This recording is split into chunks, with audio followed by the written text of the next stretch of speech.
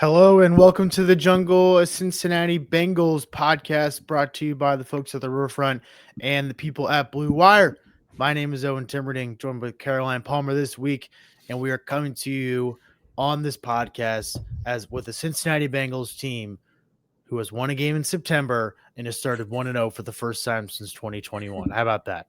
Yeah, we were just talking about it that they haven't won a week one game in a while. And it's That's nice a to freshman in college and now yes, it's graduating. nice to be 1-0. Yeah. Obviously we're gonna get into a little bit of some pros and cons from week one against the Cleveland Browns, but winning against a division rival in week one is never an upsetting thing.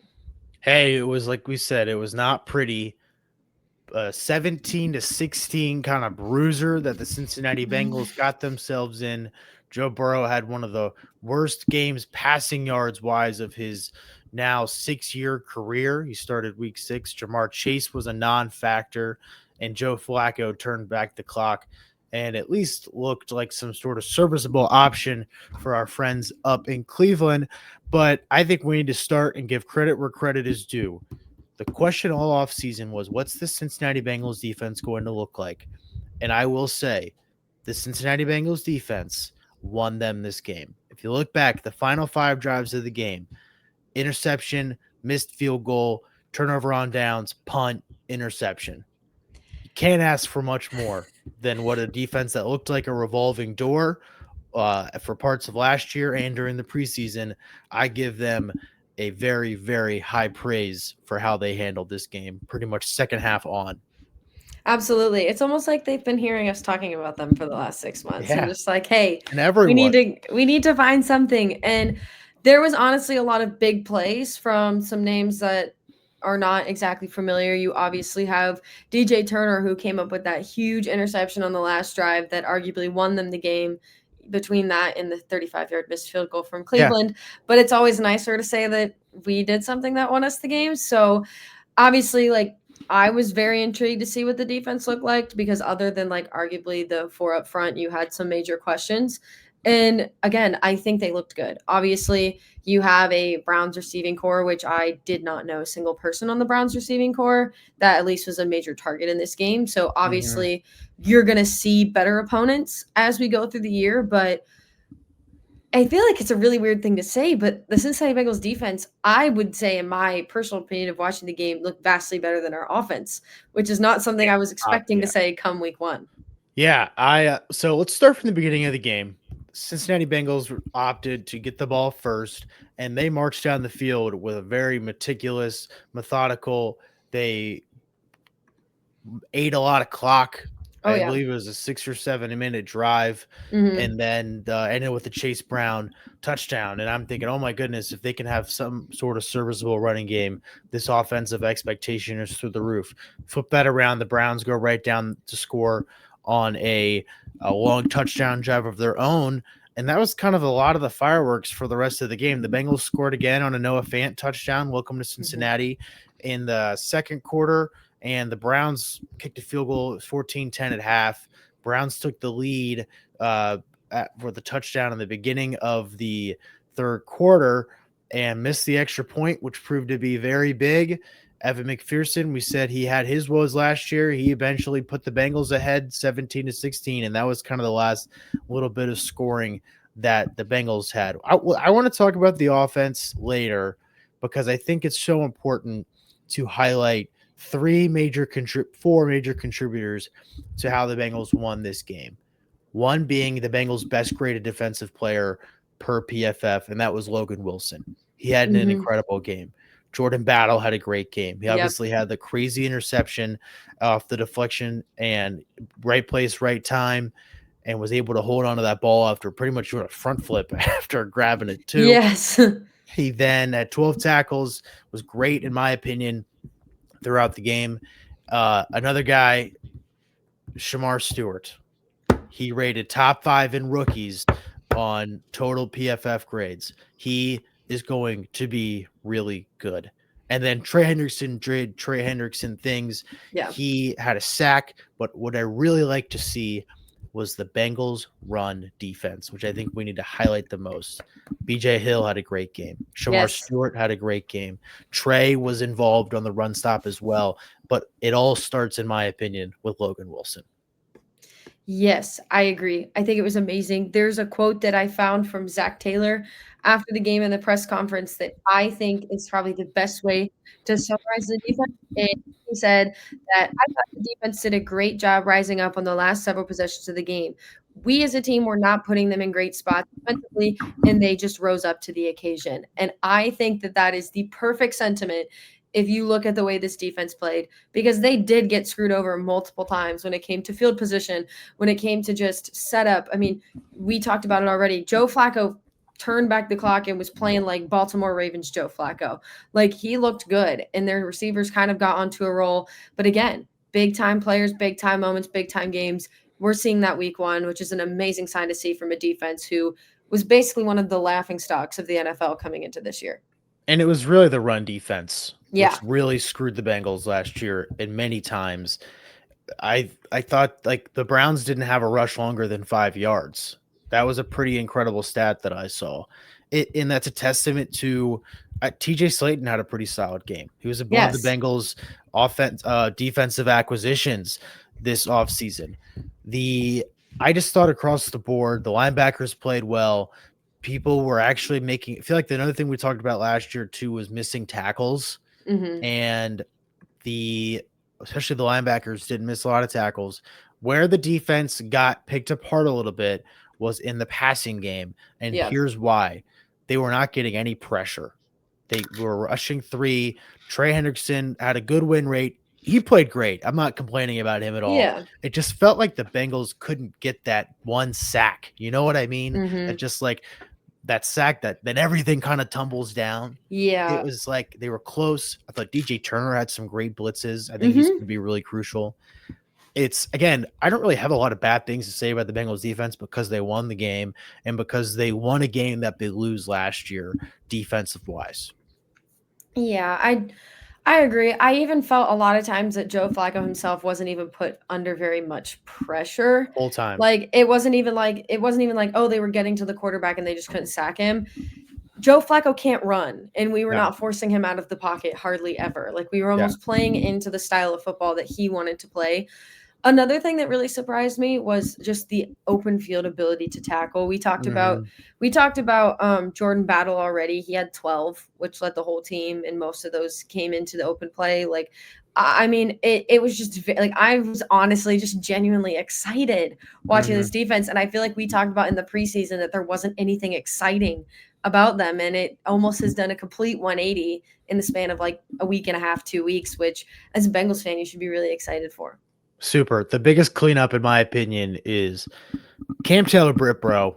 This defense scheme is tailored to your strengths, which is being athletic and being able to make plays on your own. And you looked awful yesterday. Yeah. He looked terrible. He had the lowest grade on the Bengals defense. He had an awful pass coverage grade.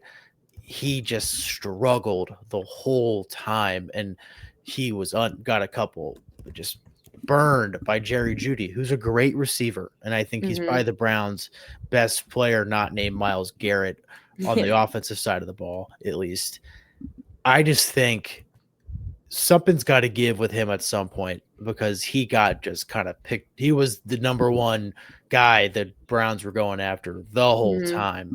And it was pretty obvious that he was a step below at least my expectations because he's supposed to be one of the secondaries, at least best defensive player.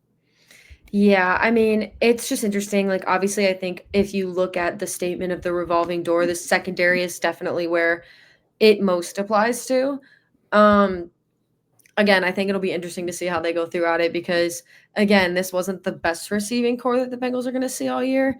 You're going into a year where you have to play the entirety of the NFC North. So, obviously, it's going to get a little bit better as we move into the year. But I feel like, again, like a good summary is it was a gritty, it was a win. Like, it's a tough divisional game to start week one. And obviously, I mean, we're going to talk a little bit more about the offensive side of the ball, but where I think most of the struggles, honestly, in this game came from.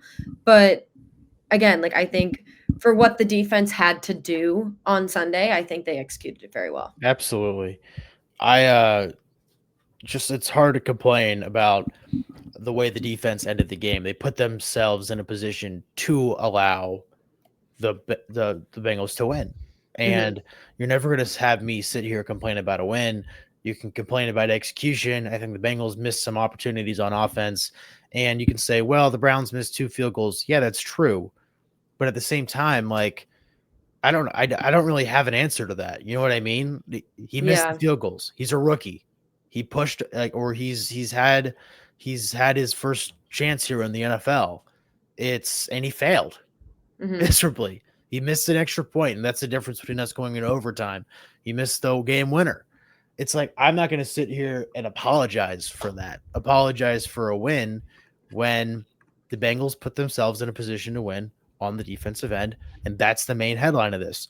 We didn't get a chance to do a show last week, unfortunately, but my headline was going to be what did I wrote down? Let's see if I still have it pulled up right here. I said it was going to be like, what's Monday's headline? And I was going to be Chase Brown shines as Bengals end week 1 struggles. And that's kind of what I thought the was going to be after the first drive. Yeah. But I think we should shift to the offense. We've Yeah. given the defense their praises. I think there's a lot to be excited about, especially with how well Shamar Stewart played and some individual highlights I've seen of him. Let's talk. I don't actually want to talk about him for a little bit longer because Hmm. after everything, all the crap we gave him all off season, I think I'm happy that he is finally in a position to really impact this team in a positive way. Hmm. Yeah, I mean, it's again, I feel like you took the words right out of my mouth there. Like very much set up for success, set up to succeed. I'm looking forward to it. I mean, I think obviously again, like offense side of the ball is where the Bengals need to thrive, where they need to succeed. It's their selling point. It's quite literally and figuratively their moneymaker. Yeah. So it has to be great. I mean, I don't want to be that person that's like, oh, it has to be good. But with the amount of investment that they've put into this side of the ball, they have to be great. And they were not great on Sunday. No, and here's the thing: the offense is going to be fine. Like you can't sit here and tell me with a straight face that the Bengals offense is going to sputter like this the whole No. time. They have a history of competing awful against Cleveland. This is nothing new when it comes to the Bengals' inability to move the ball at all against the Browns. The things that stood out to me on offense were I thought we were told that the preseason was going to give them some sort of leg up. That didn't appear to be the case. Mm-mm. Chase Brown kind of wasn't even a factor after the first drive or wasn't able to get anything rolling. Offensive line pass blocking was bad, was really bad Mm-hmm. again, Yeah. especially against the Browns. Yeah. And they kind of just looked like the week 1 Cincinnati Bengals offense that we've seen in the past. Yeah. I have a couple of interesting things that Yeah, I found. I dove into Caroline's stats land because I am an go for analytical it. freak. Stat that really stood out to me that honestly like is a little bit concerning, and I think this will go back to your point of why Chase Brown wasn't really able to impact average yards before contact for the Browns and the Bengals. The Browns had an average of 1 yard before contact. The Bengals had Mm-hmm. an average of a negative 1.2. Ugh. So we were not even making it back to the line of granted, you have Myles Garrett on that line, one of the best players in the league, whatever. You're not even making it back to the line of scrimmage before Chase Brown had to go under some type of contact. Yeah. And for me, that's a little bit concerning. Granted, the yards after contact was good, but we were only pretty much between the two, we're lining up pretty evenly with Cleveland. And you're just lucky that you have a physical back in Chase Brown that was able to pick up 2.5 yards after contact on average, but not even making it back to the line of scrimmage for me is a little bit concerning. The other thing when it comes to the offensive line, when we talk about the pass blocking, I thought this was really interesting because when you watched the game, it looked like Joe Flacco had way more time to throw the ball than Joe Burrow did. But when you look at the numbers, Joe Burrow had much longer to throw the ball than Joe Flacco did. It wasn't by much. I think it was like 2.9 to 2.7 ish in favor of Okay. Joe Burrow. But again, like to me, that's interesting because when you watch back the game, it looked like Joe Burrow was getting mauled at points of the game. Yeah. Like it gave me like reminiscent reminders of like, oh, Joe Burrow's going to be hospitalized by week 4 if the offensive line keeps it up, type thing. Which for the amount of guys that they got for that offensive line, the couple of veteran acquisitions they made between the trade deadline and even like right leading up to preseason, I honestly was expecting a little bit more from them. I obviously am a very hard truther in that I think offensive line is one of the most important positions and position groups on the entire football team. And I think they let them down a little bit today or on Sunday. So that would be Yeah. my stats opinion. I looking at some of the numbers again. I just looked at all the PFF stuff. So say what you want about PFF. People hate it. People love it. I think it's a good representation of overall Yeah. performance, especially on the offensive line where there's no like true stat besides Yeah. QB hurries Blocks, and tackles, pressures and or yeah. blocks. Yeah. So I think it's a good representation besides actually looking at film of seeing how players looked. Yeah. Dylan Fairchild, the guy who the Bengals raved about all preseason, he had a really bad game. Granted, first game in the NFL, I don't think he plays that bad as he did. He also had a very tough test in his first game going against a good Browns defense. Yeah. I think Dalton Reisner played really good, especially for someone who they just picked up off the street like a week and 2 weeks ago. I was gonna say he was that one that you're just like, oh, he's here now, I guess. Yeah. And hey, if he's gonna make an instant impact, he makes an instant impact. Be my guest. Thought Burrow looked really uncomfortable. Yes. And if I guess he had more time, it still kind of looked like the same thing. It seemed like he just didn't seem to have it. You know what I mean? I can't even really describe it. He seemed out of sync. He couldn't get with Chase. Granted, it was Newsome and Denzel Ward and Delpit all over the field all game, but you've seen Burrow pick apart better defenses before. So I don't know. I mean, absolutely not concerned because this is, again, the same storyline. I feel like every time the Bengals play Cleveland, it's Joe Burrow. It's just like that one team. Remember when Brady just could never figure out a way to beat Miami? Yeah. And it was just like that team always. He had the bugaboos against them. Maybe that's just what the Bengals and Burrow are with Cleveland. It's just like it's a divisional game. They got good defensive guys, man. Like the Browns are a good offense away from being a good team. And I think we've been saying that for 12 years. But I don't know. I mean, there's no world where I'm ever concerned about Joe Burrow and his performance. He's proven too much in his 6 years now in the NFL for me to be worried about him.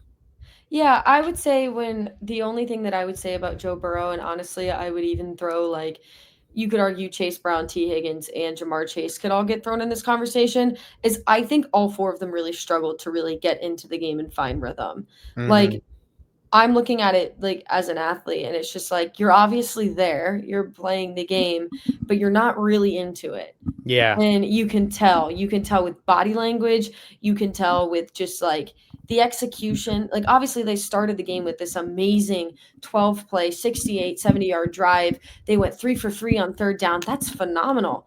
But like you said, after that, it like fell off the cliff and you're just like, where did that energy go? Where did that excitement go? Where did that play go? Like it almost was like they were there for one drive and then checked out.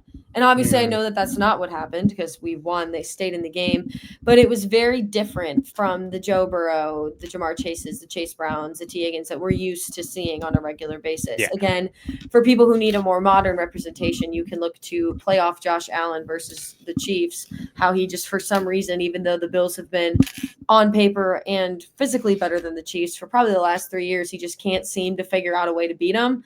Yeah. Obviously, Joe Burrow has beaten the Browns, but you can tell that it was not the best game for him. And you could tell that he was struggling a little bit with just finding his flow, finding his rhythm, finding like the Joe Burrow that we all know. Obviously, they have Jacksonville next week, which I honestly thought, I mean, granted, Jacksonville played the Carolina Panthers, and we all know that the Panthers are still in a rebuild after 5 years, but they looked good. I mean, obviously their team's going to look a little bit different, but on paper, this should be an quote unquote easier game for the Bengals than the team that they just played, especially when you look at the defensive side. I think honestly, the defense will have a little bit more of a challenge from the Jacksonville offense, but I think we need to see a step against Jacksonville next week, or maybe I would have like mini alarm bells going off in my head. But I agree with you. I think you can't really jump the gun on anyone in week one. I've seen a lot of people jump the gun on specific teams like across the league in week one. I'm like, you can't really do it week one. Maybe mini alarm sirens after week two, but not much to be concerned about. You just look at the game and you're like, ugh. Like, for as good as our offense is supposed to be, you didn't look it on Sunday. Yeah, if it's funny, if people remember, the last week one game the Bengals won was versus the Vikings in 2021, and it's more highlighted with the fact that Jamar Chase had a big touchdown. It was his rookie year.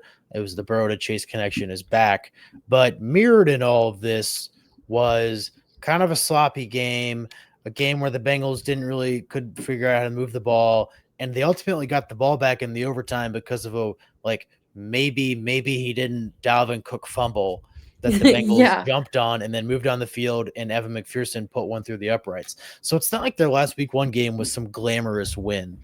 And I was telling someone this yesterday. They just needed to get this monkey off their back. 1-0 is exponentially better than obviously 0-1. And here's the other thing too, is now they've put themselves in a situation where 1-0 can now turn into 1-2, and that's okay, instead of 0-3 or 0-4 or 1-4. Getting this first win is a massive, massive step, I think, just from a momentum standpoint and team morale. Really, I think it's just so hard that the Bengals have been stuck in this rut the last 5 seasons with these week one games. Looking ahead, Jacksonville next week, at Minnesota, at Denver. And then I was looking at the schedule last night. Listen to this brutal 3-game stretch. Detroit, Green Bay, Pittsburgh. Jeez. I mean, who knows what that Pittsburgh team looked good. Nah, I'm not sold yet. It was the Jets. I'm not sold. Still. And people could argue the same thing for the Bengals, though, if you look at it both ways. I'm not going to do that, though. No. But I will say one other shout out that I think we've completely missed. And granted, he wasn't as involved as I feel like he usually is. Evan McPherson. Good. I feel like he did his job. He was granted he was asked out twice, but made it both times, which you cannot say for pretty much any other kicker across the league on Sunday. It was another rough start for the kicker position, pretty much league-wide, including in the Browns-Bengals game. The Browns kicker arguably sold the game for them. So I will say we hyped on him in the preseason that he looked great. As of right now, knock on wood, seems to be carrying that form into the regular season.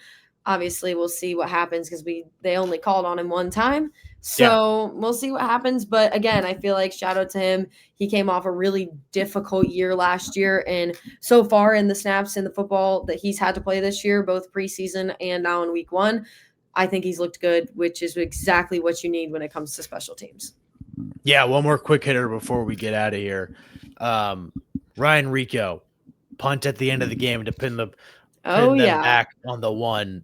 He's probably the MVP of the fourth quarter, and offensive MVP play of the game goes to Joe Burrow evading the potential safety, which would have derailed the whole thing. But that last punt also, again, like I said, quick hitter, but I got to get this off my chest. The Bengals' inability to have any sort of run the clock out offense is baffling to me. I don't understand how the end of the game should have been after the DJ Turner pick. And instead they ran the ball up the gut 3 times and didn't take any clock off. So now you set yourself up with, granted, it was like 45 seconds or a minute, but still, goodness gracious. Yeah, but run it down. Management are able to get into field goal range in 45 seconds. Yeah. We've seen it multiple times. You basically, we've seen, granted, it was one of the greatest drives ever, but we've seen teams do it in 10 seconds. So at this point, again, time management, I feel like was a big topic of conversation last year. But yeah, it was a little bit interesting to see that they pretty much used their interception ceiling drive and basically just said, okay, Cleveland, we're going to give you one more chance. Yeah. You never know. Which better teams will punish you for that. Yeah.